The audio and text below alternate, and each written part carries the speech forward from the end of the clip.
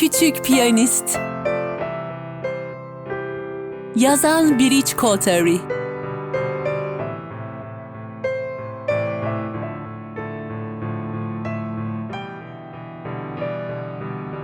Bir zamanlar Azul adında küçük bir çocuk vardı. Piyano çalmayı çok seviyordu ve bir gün piyanist olmayı hayal ediyordu. Azul her pazar piyano derslerine gidiyordu ve geceleri uyumadan önce evde alıştırma yapıyordu.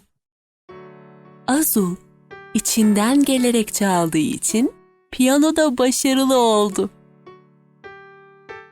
Dişlerini fırçalamayı unutabilirdi ama piyanosunda alıştırma yapmayı asla unutmazdı.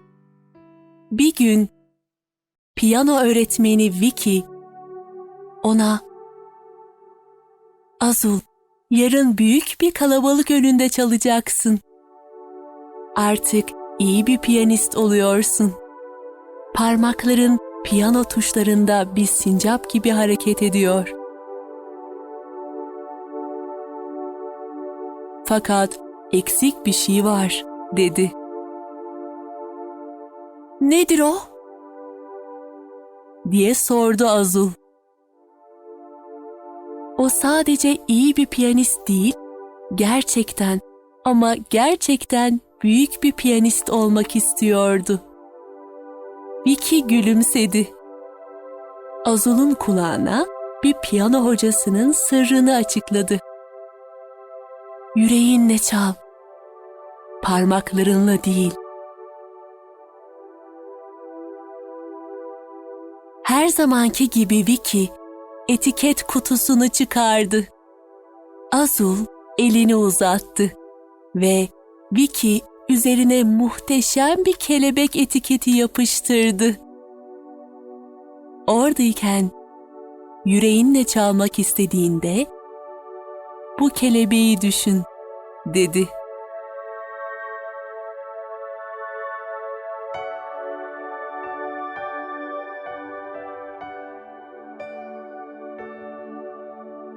O gün tüm çocuklar parkta oynarken Azul sadece kelebeğine bakıyordu. Merak ediyordu. "Parmaklarımla çalabilirim. Çünkü onları hareket ettirebiliyorum. Piyano tuşlarına dokunabilirim.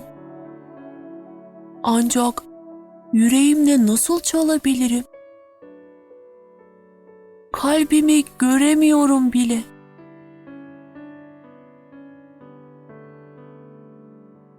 Uzun süredir ilk defa Azul piyano çalmadan yatağa gitti.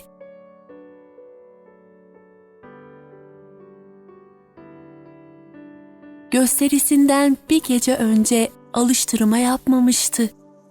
Çünkü yüreğiyle nasıl çalacağını bilmiyordu.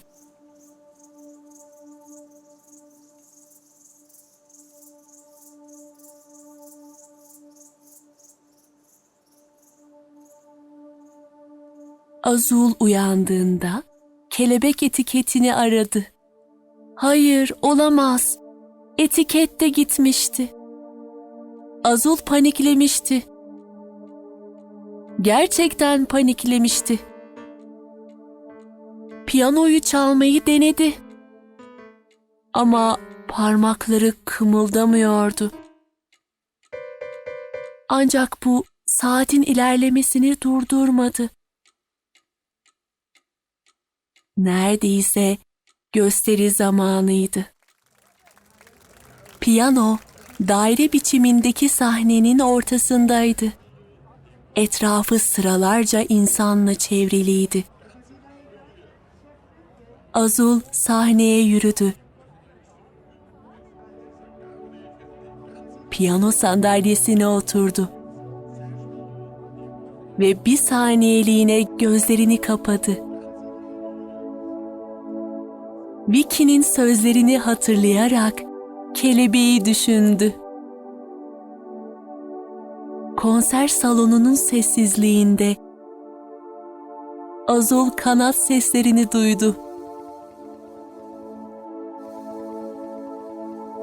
Bir kelebek omzuna konmuş ve melodiyi mırıldanmaya başlamıştı.